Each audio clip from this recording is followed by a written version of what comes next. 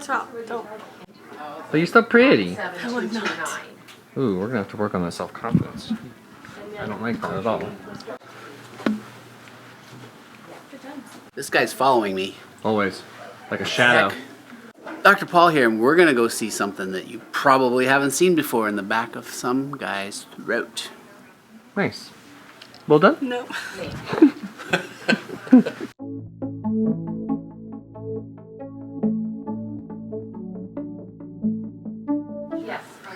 Hey, how you doing? Good, how are you? Good, thanks. Thank What you up? for filling that up.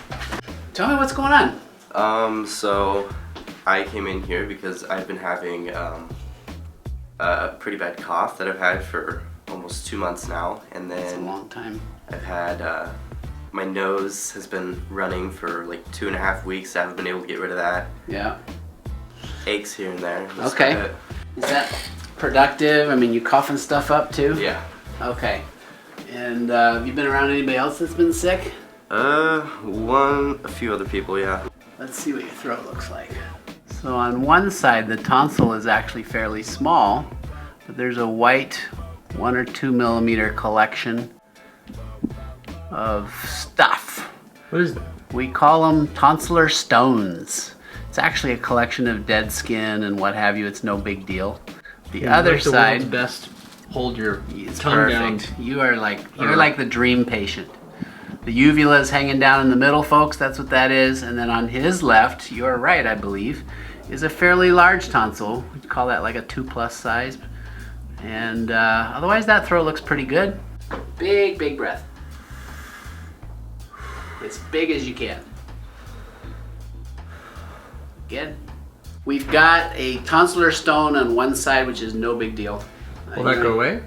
You know, if you got a water pick, you know what I'm talking about? Yeah. Squirts water, and if you could get some light and just squirt it at that thing, it'll come out. Okay. And it'll just be this hard little thing, and there'll be a little pit in your tonsil that's no big deal. Okay. It tends to fill up again.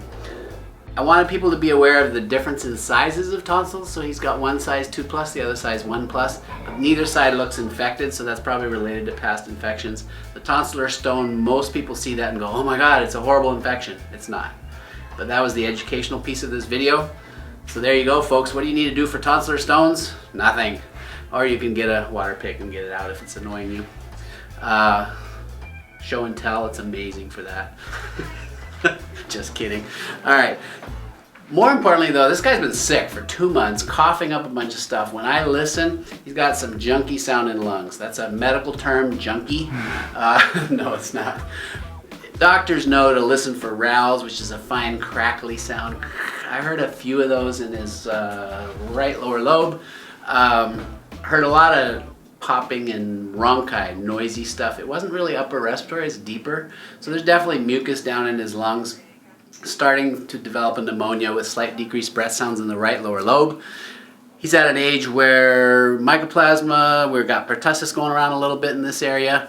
I'm just gonna put him on azithromycin. It'll cover both of those things. It's not perfect for all things that cause pneumonia. So your friend who had a sinus infection, there's a couple other organisms that you might want something other than azithromycin. So basically, if you're not getting better in the next 1 to 2 weeks, give me a call, come back. We might change up the antibiotic or at least reassess. Okay. But at this point, you've got a touch of pneumonia, maybe. We call it bronchitis sometimes, and a tonsillar stone that's just, that's your fascination point for the day. You win video of the month. How about that? Wow. Thumbs up, guys, for this guy for letting us take a look at those amazing tonsils. And thanks for watching. I'm Dr. Paul.